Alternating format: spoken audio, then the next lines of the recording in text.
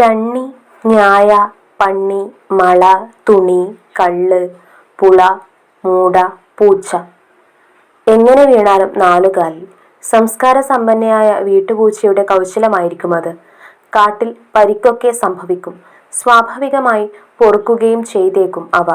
കൃത്രിമമായ ചുറ്റുപാടുകളിൽ മരുവുന്നവർക്കാണ് ലവലേശം നോവരുത്, നൊന്തുകൂടാ എന്നുള്ളത്. നായ്ക്കൾ കാവൽക്കാർ തന്നെ. അവർ പക്ഷേ ആനയെയും കടുവയെയും ഈഹാമൃഗത്തെയും ഒക്കെ ദൂരെ നിന്ന് കാണുമ്പോഴേ കുരയ്ക്കൂ. അവർ തൊട്ടടുത്താണെങ്കിൽ നിശബ്ദരാകും. താനൊരു നായ്ക്കുറുക്കനാണ് എന്ന് പറയുമായിരുന്നു രേസൻ. ഇവിടം വിട്ടു അവിടെ എത്തുകയുമില്ല. രണ്ടു കെട്ടത് ആയിട്ടങ്ങനെ. ഹോ, എന്തിനാണത്? വന്തവാസികൾ ഒത്തുചേർന്ന് ഗുഹയിൽ ഒറ്റയ്ക്ക് താമസിച്ചിരുന്ന ഒരു യുവാവിനെ മർദ്ദിച്ചതിനെ ചൊല്ലി എന്തു പുകിലായിരുന്നു ഇവിടെ. പ്രകടനം ഓർമ്മയില്ലേ? എന്തൊരാവശ്യമായിരുന്നു മനസാക്ഷിക്ക്? അന്ന് രേസൻ പക്ഷേ ചിരിച്ചതേയുള്ളൂ. ആദിവാസി എന്നൊന്നില്ല, എല്ലാവരും ബന്ധവാസികൾ തന്നെ. പുഴയും കാറ്റും ഗുഹയും മീനും മഞ്ഞും ഒക്കെയാണല്ലോ ആദ്യമുണ്ടായിരുന്നത്. ബാക്കി എല്ലാവരും നമ്മളും വന്നവർ തന്നെയാണ്. ആഹാ, ഒത്തുതീർപ്പിന്റെ പാതയിൽ. ഉഷ്ണ അവനെ പുഴുക്കുന്നത് ആദ്യമായിട്ടായിരുന്നില്ല. ആർജിച്ചു, പക്വതയാർജിച്ചു. ഈ അരി അടിമയാക്കും ഒരാളെ, അല്ലേ? അതായത് ലഹരിയുടെ അടിമ. റാഗി ഭക്ഷിച്ചിരുന്ന കൂട്ടർക്ക് സർക്കാർ നിർലോഭം ചോറ് വിളമ്പുന്നു. അന്നജവും അളവില്ലാതെ ഭുജിച്ച് ഏവരും പ്രമേഹ രോഗികളായി തീർന്നു. 17 തരം റാഗി കൃഷിയെല്ലാം പത്രപംക്തിയിൽ തേങ്ങി തീർന്നു. മോഹൻ എന്നാലും എന്തിനാണാവോ എന്നോട് തെറ്റിയത്? എന്തിനും ഏതിനും ഷണ്ഠ. ഉഷ്ണരേസനെ ഭർസിച്ചിരുന്നത് ഓരോ കാരണം മുൻനിർത്തിയായിരുന്നല്ലോ. ഇവൻ പക്ഷേ സമാധാന സംരക്ഷണ സേനകൾ എന്താണ് ചെയ്യുക എന്ന് എല്ലാവർക്കും അറിയാം അനീറ്റ. അതിന് ഞാനാണ് ഉത്തരവാദി മോഹൻ. നീ അവരെപ്പറ്റി മേലാവിലേക്ക് എഴുതാത്തത് എന്ത്? എന്നിട്ട് വേണം അവർ നിന്നെ ക്രൂശിക്കാൻ. അല്ലെങ്കിലും വെറുതെ എതിർത്തുകൊണ്ടിരിക്കാം എന്നല്ലേ ഉള്ളൂ. തോൽപ്പിക്കാനാവില്ലല്ലോ ചിലതിനെയെല്ലാം. അവന് അറിയാത്തതല്ല അത്. ലോകനീതി എന്നൊന്നില്ലേ? തണുപ്പ്, കാറ്റ്, മിന്നൽ ഇവയൊക്കെ ചോദ്യം ചെയ്യാൻ ആരെങ്കിലും ഒരുമ്പിടാറുണ്ടോ? ചെറിയ ഒരു അധികാരം കിട്ടുന്നവർ പോലും അടക്കി വാഴും. ഒരു രസമല്ലേ മേൽക്കോയ്മ? ഇതൊക്കെ തന്നെയല്ലേ മനുഷ്യത്വം? അല്ലെങ്കിൽ പിന്നെ അന്ധകാര ഹൃദയം എന്ന ക്ലാസിക് കൃതിയിലെ കട്സ് പോലെ ആകാൻ ഒരു വാഞ്ച എല്ലാവർക്കും ഉണ്ടാവില്ലേ? നിന്നെ പോലുള്ളവർക്കൊക്കെ.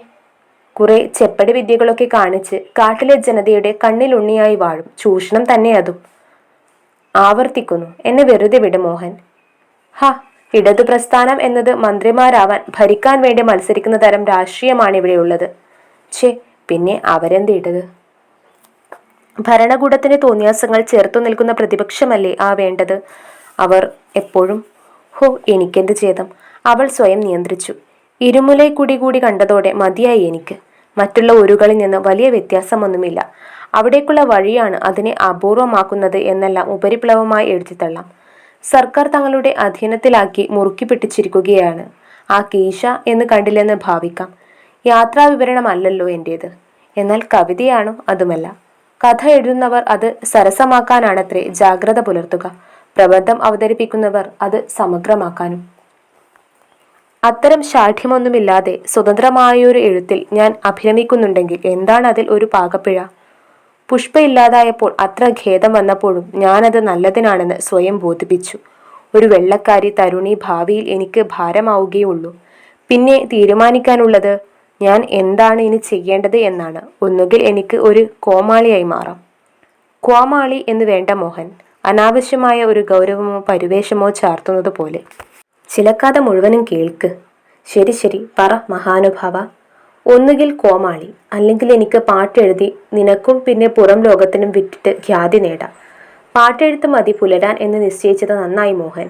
കവിതയാണ് നീ എഴുതുന്നതെങ്കിൽ വൈകാതെ അവർ നിന്നെ തീവ്രവാദികളുടെ പട്ടികയിൽ പെടുത്തും. അതെന്തിന്? പാട്ട് തങ്ങൾക്ക് മനസ്സിലാവും എന്നാണല്ലോ അവരുടെ അഹങ്കാരം. കവിത ഗ്രഹിക്കാനാവില്ല എന്നും. ഓഹോ, അങ്ങനെ. തീവ്രവാദി അല്ലെങ്കിലും അതിലും കൂടിയ ഇനമായ ഭീകരവാദി. രേസനെ എത്ര പീഡിപ്പിച്ചു അവർ, ഉഷ്ണയെയും. വിറകുപെറുക്കാൻ എന്നതുപോലെ കഞ്ചാവ് നട്ടുവളർത്താനും അവർക്ക് അനുവാദം നൽകേണ്ടതല്ലേ? ഉഷ്ണ ഊന്നി ചോദിച്ചു. ഊരിലെ കാണി അതിന് അവൾക്ക് വിലക്ക് വിധിച്ചു. തൂക്കിക്കൊല്ലാഞ്ഞത് ദാക്ഷിണ്യം. മോഹൻ പക്ഷേ പിഴച്ചില്ല. അധികാരികൾക്കൊന്നും സ്പർശിക്കാൻ പറ്റാത്ത വിധം വളർന്ന് പന്തലിച്ചു കഴിഞ്ഞു അവൻ. എന്റെ പ്രോത്സാഹനം കൊണ്ടൊന്നുമല്ല തന്നെ. അവന്റെ കരടുറപ്പ്. അവസാനം എന്നെ ശകാരിച്ച് പിണങ്ങിപ്പോവുകയും ചെയ്തല്ലോ. തീർന്നില്ലേ? എനിക്കും സൗര്യമായി അതോടെ. വീർപ്പുമുട്ടലുകളെല്ലാം ശ്രമിച്ചാൽ നമുക്ക് ഒഴിവാക്കാനാവുന്നതേ ഉള്ളൂ. ചർവിത ചർവണം വീണ്ടും ചവിക്കാൻ എടുക്കേണ്ട നീ അനീറ്റ. എല്ലാം നമുക്ക് ഏവർക്കും അറിയാം. ചോംസ്കി മൗനിയാകുന്നത് തൽക്കാലം. സിസക് പക്ഷേ അകിറുന്നു. ചിന്തകളിപ്പോൾ ചാർവാകൻ, ചാർലറ്റൻ. അയാൾ എന്തെങ്കിലുമെല്ലാം പുലമ്പും. ഒരു നാട്ടിൽ സ്വേച്ഛാധിപത്യം കൊണ്ട് പൊറുതിമുട്ടിയ ആളുകളോട് അയാൾ എന്തു പറയുമെന്നോ? മറ്റു ചില രാജ്യങ്ങളിലേക്ക് നോക്കാൻ. നോക്ക് ആ ക്യോംകി. അവിടെ ഒരു തുള്ളി ബ്ലൂം ഫിലിം കാണുന്നത് പോലും അക്ഷന്തവ്യമായ കുറ്റം. മറ്റൊരു ചക്രവർത്തിഷ് എന്ന ശബ്ദം എന്നെ ഭക്ഷയിൽ നിന്ന് നീക്കം ചെയ്തു. ഒരാൾ ഓരോ പൗരനും നിർബന്ധമായും പാടാൻ വേണ്ടി ഒരു സ്തുതിഗീതം പഠിച്ചിരിക്കുന്നു. നീ പോടാ പിറുപിറുക്കാതെ. ഏഭ്യൻ എന്നല്ലേ ശപിക്കേണ്ടത് ഇനി? പോടാ വായോനെ. നിനക്കറിയാവുന്ന ഏറ്റവും കടുത്ത തെറി അവൻ്റെ നേർക്കറിഞ്ഞപ്പോൾ അവൾക്ക് ആശ്വാസം തോന്നി. വിടാം ഇനി ഈ ഭൂമിക. കോമാളിന്ന് തന്നെയാണോ ഇനി അവൻ്റെ ഭാഷയിൽ ശരി? ആവാം. വേണ്ട മോഹൻ, ഞാനാവാം കോമാളി. നീ പോയി പ്രമുഖ കവി ആയിക്കോ. അത് ശരിയായില്ല അനീറ്റ. ഒരു കുറവ് കൂടിയുണ്ട് നിനക്ക്. ഓഹോ, എന്താണാവോ? അത് മുമ്പൊരിക്കൽ നീ പറഞ്ഞിട്ടില്ലേ? മനുഷ്യന്റെ കുടലിൽ നിന്ന് തൂങ്ങി നിൽക്കുന്ന ഒരവയവം ഉണ്ടുകപുച്ഛം. അതിൻ്റെ ആവശ്യം എന്താണെന്ന് ശാസ്ത്രത്തിന് ഇതുവരെ കണ്ടുപിടിക്കാനായിട്ടില്ല എന്ന്. ആ സംഗതി ഞങ്ങൾക്കൊക്കെ കുറച്ചുകൂടെ താഴേക്ക് വന്നു. കാലിനിടയിലാണത്. കുട്ടിക്കാലത്ത് പല മുതിർന്നവരോടും ചോദിച്ചു നോക്കി ഞാൻ. ആരും അതെന്തിനുള്ളതാണെന്ന് പറഞ്ഞു തന്നില്ല. മൂത്രമൊഴിക്കാൻ പറ്റുന്നുണ്ട് അതിൽ കൂടി, ശരിയാണ്. പിന്നെ കോമാളി നഗ്നനായി നൃത്തം ചെയ്യുമ്പോൾ തുള്ളിക്കളിക്കുമത്. എന്നാലും എന്തിനുള്ളതാണ് ശരിക്കും അത് എന്നങ്ങോട്ട്. പിന്നെയുമുണ്ട് പ്രശ്നം. അതിൻ്റെ കൂടെ 2 ഗോലികളുമുണ്ടല്ലോ ഒരു സഞ്ചിയിൽ. എന്തിനാണാവോ അതെല്ലാം? ഒരു നിമിഷം അന്താളിച്ചിരുന്നു.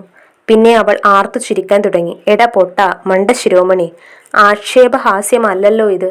ആണോ? എന്നാലും മോഹൻ, മണ്ണു കപ്പിയല്ലോ ഞാൻ ചിരിച്ചിട്ട്. ആ ചിരിയൊന്നുമല്ല എന്നേക്കുമായി എന്നെ പുറന്തള്ളാൻ അവനെ പ്രേരിപ്പിച്ചത്. അതിലെന്താണ് പക്ഷഭേദം? ഞാൻ ചിരിക്കാതിരുന്നാലല്ലേ പന്തികേട്? ഇരുമുലക്കുടിയിൽ വച്ചാണ് കലഹം മൂർച്ഛിച്ചു തുടങ്ങിയത്. അവൾ ഓർത്തു. പെട്ടെന്ന് മൂർധന്യത്തെത്തി. മോഹൻ ആകെ ക്രുദ്ധനായി തീർന്നു. കഥകൾക്കാണോ പഞ്ഞം സുഹൃത്തെ? നിങ്ങൾക്ക് വായിക്കാനറിയണമെന്നു മാത്രം.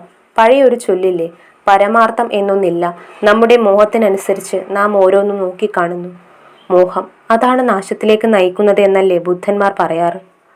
തങ്ങളുടെ ഉദ്ദേശത്തിന് ചേരുന്ന സ്ഥിതിവിവര കണക്കുകളാണ് ഏറ്റവും പ്രസിദ്ധീകരിക്കുക.